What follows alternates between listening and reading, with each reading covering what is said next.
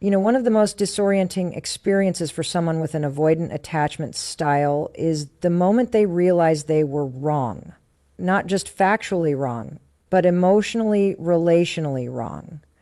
And here's why that moment is so powerful. It cuts through the very defense system they've spent years, maybe decades building. Avoidants don't just avoid conflict, they avoid vulnerability, they avoid emotional exposure, and most of all, they avoid accountability when it threatens their sense of control or safety.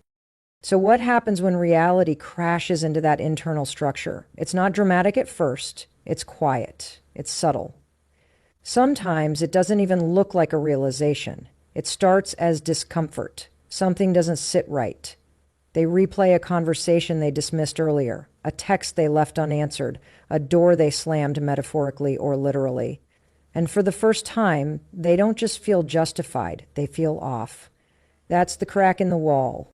This isn't about guilt in the traditional sense. It's deeper. It's the philosophical tension between their desire to remain untouched and the undeniable truth that we are all inherently relational creatures. No one exists in a vacuum. And for the avoidant person, realizing they've hurt someone, not because they intended to, but because they refuse to engage, is destabilizing. It breaks the illusion of autonomy they've clung to for so long. Now, here's where psychology gets interesting. Avoidants often grow up in environments where their emotional needs weren't met. They learned, sometimes at a very young age, that needing others is dangerous, or at the very least, disappointing. So what did they do? They armored up, they became self-reliant, they mastered control. And they convinced themselves that if they just stayed out of emotional messiness, they'd be safe. But the cost of that safety is intimacy. The price is connection. So when they realize they're wrong, not just about an event, but about their entire coping strategy, it doesn't just challenge their ego. It threatens the foundation of how they've survived. This is why you'll often see resistance first. Denial, rationalizing. They'll intellectualize the situation, distance themselves from the emotional content. Not because they're manipulative, but because they've never been taught how to sit with discomfort. They've only been taught how to manage it. But here's the truth. Pain is a powerful teacher, and avoidance doesn't make it go away. It just delays the lesson. At some point, the consequences of emotional detachment show up. Maybe it's a partner walking away. Maybe it's a friendship that fades. Maybe it's that hollow feeling they can't shake, even when everything looks fine on the outside. That's the moment of friction. That's when something in them whispers, "You were wrong to shut down. You were wrong to walk away. You were wrong to pretend it didn't matter." And that whisper, it matters. Because in that moment, the avoidant person is experiencing something rare, self-confrontation, and it hurts. Not in a dramatic, crying on the floor kind of way. It hurts like cold clarity, like seeing yourself in a mirror for the first time without filters. And if they're brave enough to stay in that discomfort, something shifts. That's the doorway to growth. But it's narrow. And most people, avoidant or not, don't walk through it the first time. That's okay.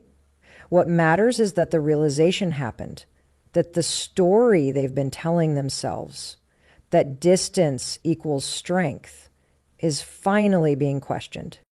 Now, if you're someone in a relationship with an avoidant, this is the part you'll likely never see, because they probably won't talk about it. They may never say, "Hey, I realized I was wrong to pull away," but you might feel it. A softer tone, a second attempt at a conversation they once avoided, a moment of presence when you least expect it. Don't ignore those shifts. They might be small, but they're seismic from the inside out. And if you are the avoidant, don't run from the discomfort. Lean into it. That ache in your chest, that's not weakness. That's awakening. That's the part of you that's still human, still wired for connection, still longing to belong, even if you don't know how to admit it yet. You're not broken. You're just unpracticed at being open. So when the avoidant realizes they're wrong, it's not just an oops moment, it's a reckoning, a rupture in the narrative of detachment. And if they're willing to stay in that moment long enough, it becomes the birthplace of something extraordinary, emotional responsibility. Because the truth is, real strength isn't found in distance. It's found in the courage to come closer, especially when it's hard. Let's talk about what happens immediately after the avoidant realizes they're wrong. Because here's the thing. Realization alone doesn't create change. In fact, the first reaction, more often than not, isn't repair. It's not a heartfelt apology. It's not even communication. It's retreat. Avoidants aren't wired to move toward discomfort. They move away from it. That's the core of their attachment pattern.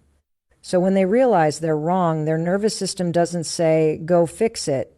It says, run.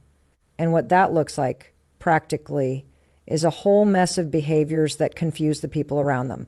They go silent. They shut down.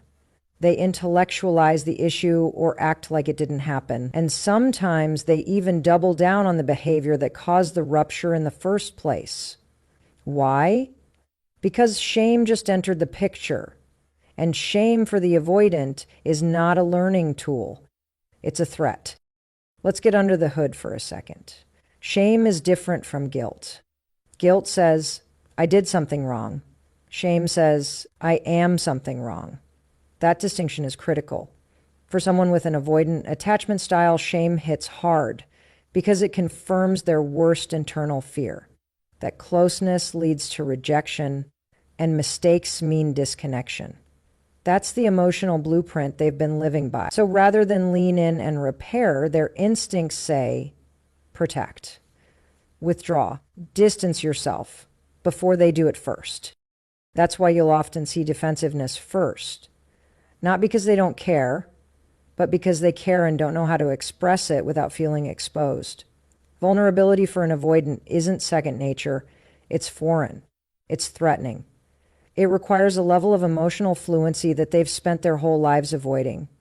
And here's the kicker.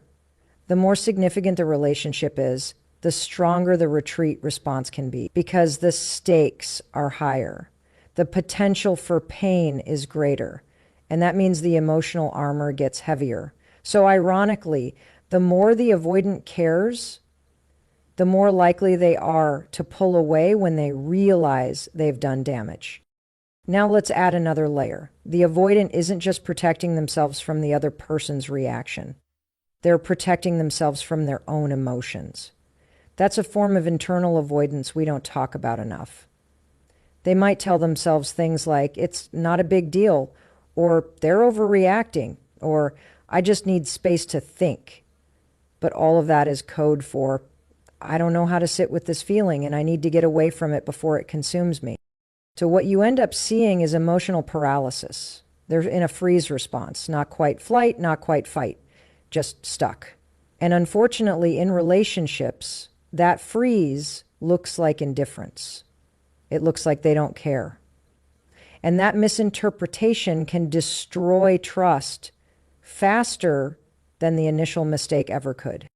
But let's flip this for a second, because there's a huge opportunity here if we can learn to read between the lines.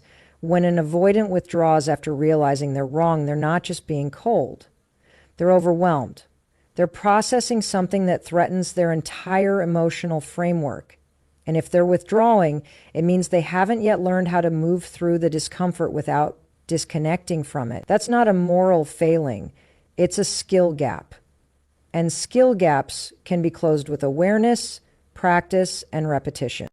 For those in relationship with an avoidant, whether it's romantic, familial, or even professional, understanding this freeze response is critical.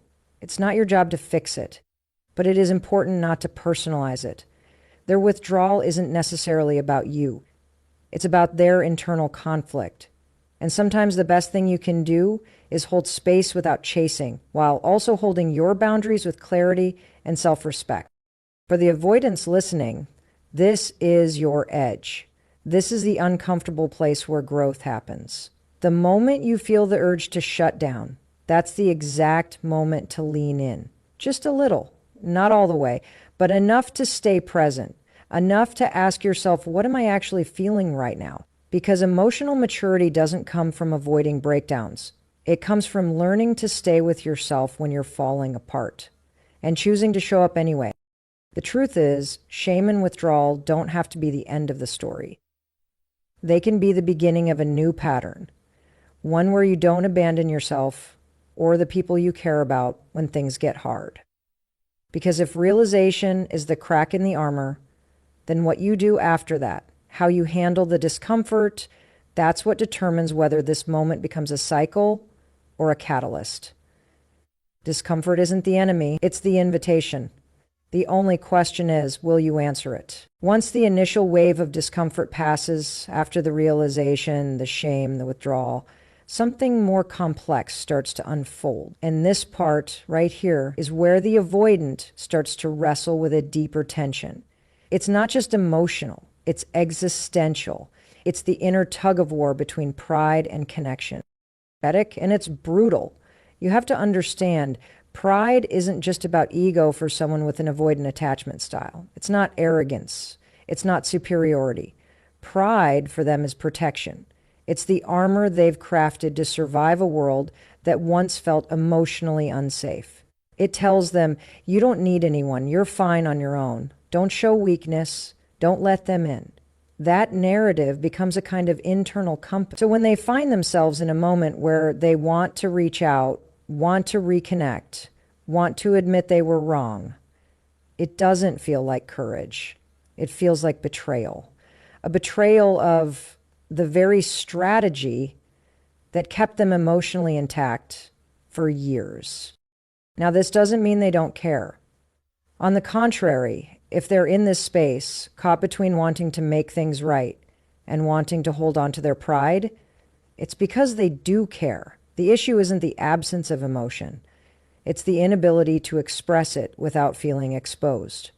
So what you'll often see in this stage is hesitancy, inaction, days of overthinking, internal debates that no one else can hear. And from the outside, it might look like nothing is happening.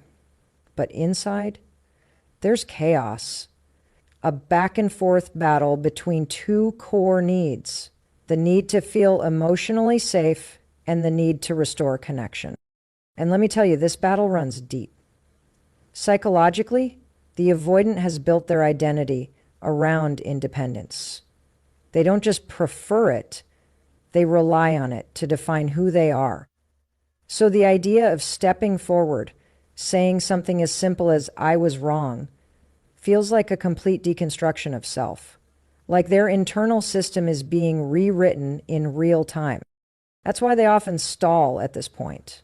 Not because they don't want repair, but because they're still trying to figure out how to do it without losing their sense of self. The truth is, they're not resisting accountability. They're afraid that accountability will cost them dignity.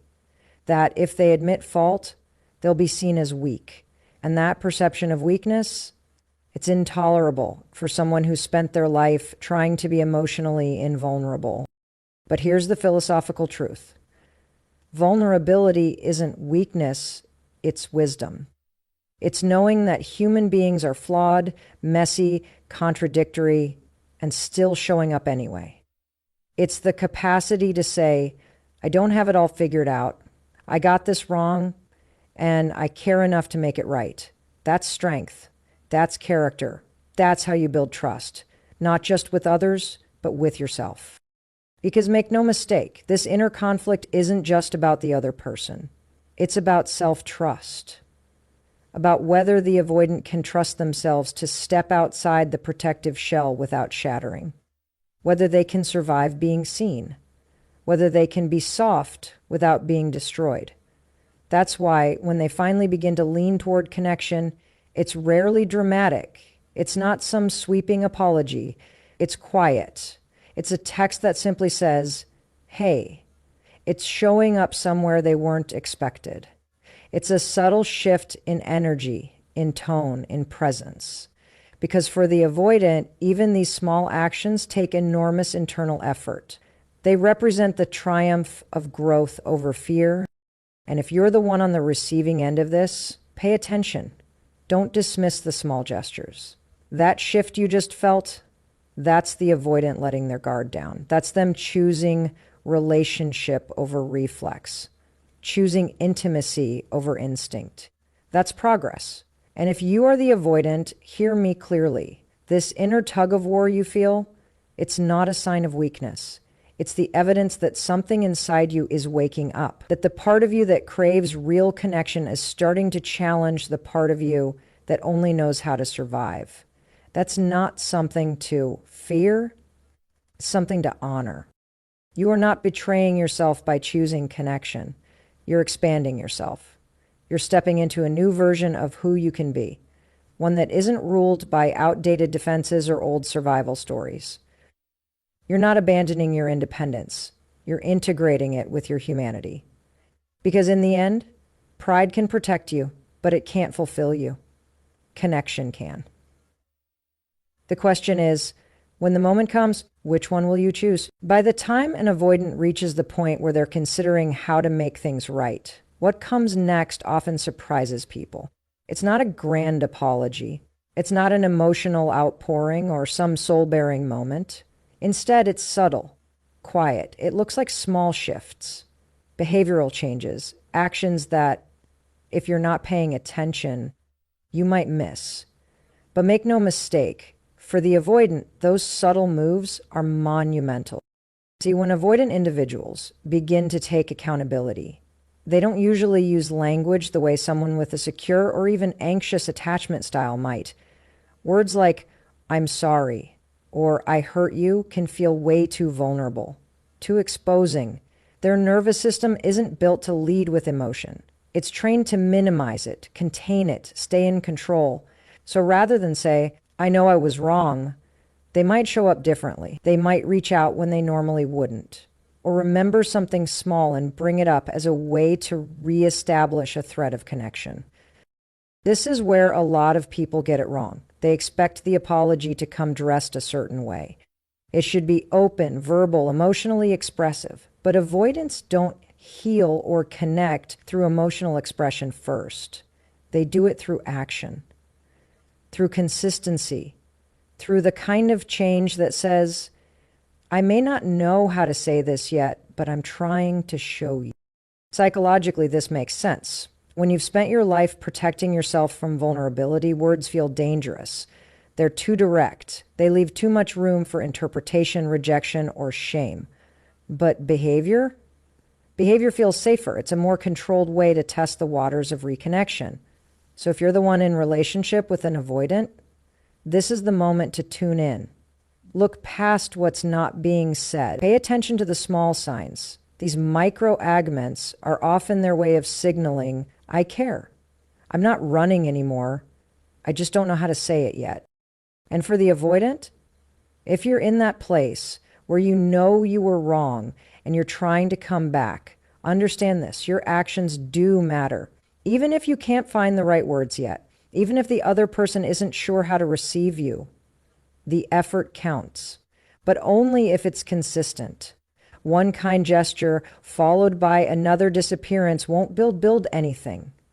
This is where the rubber meets the road. You don't have to perform some emotional transformation overnight. You just have to show up differently and keep showing up. Now, here's the deeper truth. The way you repair doesn't have to look like anyone else's, but it does have to be honest, and it has to be clear. There's a huge difference between avoidance and intentionality. Avoidance is silence with fear behind it. Intentionality is quiet effort with purpose. One leads to confusion and resentment. The other leads to trust. There's also a philosophical element at play here. At some point, every human being has to confront the question, am I willing to be uncomfortable in order to grow? And for the avoidant, this discomfort lives in the territory of repair, because making things right requires humility. It requires doing things before you're ready. It requires leaning into connection before you feel completely safe. And that's hard. It goes against the grain of everything your coping mechanisms have taught you. But this is the paradox of healing. Growth rarely feels good at first. Progress often looks like awkwardness, not clarity, especially for avoidance, especially when repair is involved. So the discomfort you feel, it doesn't mean you're doing it wrong. It means you're doing something new. And look, the person you hurt may not respond the way you want them to. That's part of the risk. That's part of the emotional maturity you're stepping into. The understanding that repair is about responsibility, not control. You can't dictate how someone receives your effort, but you can choose to keep showing up with integrity.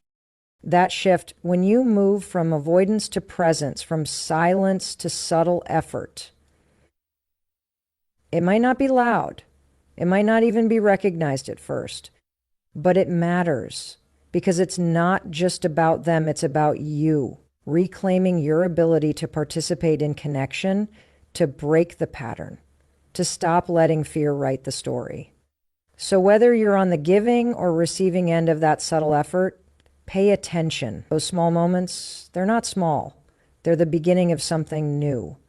A relationship that's not built on avoidance, but on the courage to care, even when it's uncomfortable. Because sometimes the most powerful apology isn't what you say, it's what you consistently choose to become. There comes a moment after the realization, the retreat, the wrestle with pride, the subtle steps toward repair, where something else quietly begins to emerge, and that something is identity. The avoidant starts to ask not just what happened in the relationship or what do I need to fix, but who am I now that I see myself differently? This is a profound shift. Up until now, everything has been reactive, navigating discomfort, shame, inner conflict. But now the avoidant is facing something far more unsettling. The recognition that their old patterns, the ones they used to call just who I am, don't serve them anymore. The mask no longer fits. And when the mask doesn't fit, identity begins to crack open. See, avoidant attachment isn't just about behaviors, it's about belief systems. It's a core part of how someone sees the world, how they've made sense of love, safety, and self-worth. So when an avoidant begins to grow, they're not just shifting how they respond to others. They're actively dismantling the narrative that they've been living by for years, sometimes decades. A narrative that says, you're safer alone. Connection is dangerous. Don't rely on anyone. Don't let anyone rely on you. When you start seeing the cracks in that story, you can't unsee them. And that's where it gets existential. Because now the avoidant doesn't just feel wrong about a moment. They feel unanchored, untethered. If I'm not the guarded one, the self-contained one, the lone wolf, then who am I? What does connection even look like for someone like me? And let's be real, that question isn't just psychological. It's philosophical. It digs into the very nature of identity itself. Are we our patterns? Are we our defenses? Or are we something deeper? Something that can evolve once we get honest about what those patterns have cost us. This stage is disorienting. And if you're going through it, don't expect clarity right away. There's often grief here because growth involves loss. The loss of the coping mechanisms that kept you safe, the loss of the roles you used to play, the loss of being able to say, this is just who I am, and hide behind it. But here's what no one tells you, that grief is a sign you're moving into something more real, more whole. You're not losing yourself. You're releasing the version of you that was built around fear. That's why when an avoidant finally moves through all the earlier stages, awareness, discomfort, action, the real transformation isn't just in how they relate to others. It's in how they relate to themselves. For the first time, they begin to experience themselves as someone who can be both autonomous and emotionally present, strong and open, independent and connected. And that duality, that's maturity. That's integration. That's when the avoidant stops operating from either or and starts living in both and. It doesn't mean they become perfect communicators overnight, or that they suddenly crave emotional closeness 24/7. No. What changes is the resistance.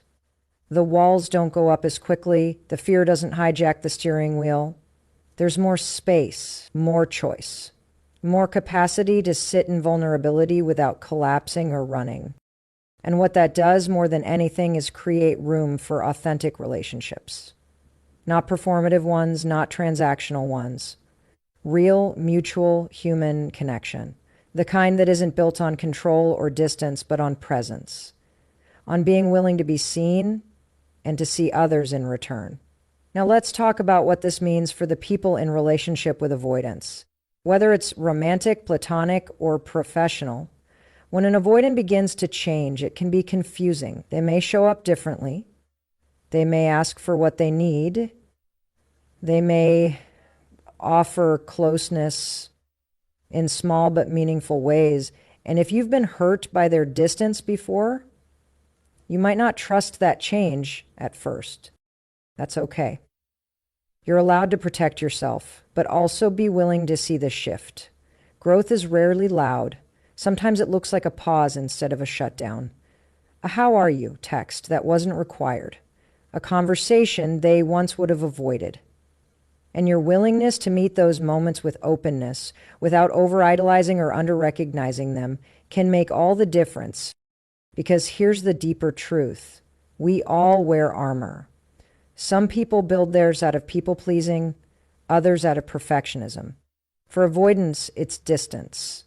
But once they realize that armor doesn't protect them, it isolates them, something changes. And when it does, they don't just show up differently in relationships, they show up differently in life. That's the shift we're after. Not just behavior change, but identity evolution. The understanding that you are not your past, you are not your defense mechanisms, you are not your fear, you are the awareness underneath it all. And you get to choose what comes next. Change isn't just about doing different, it's about becoming different. And that choice, that's always yours.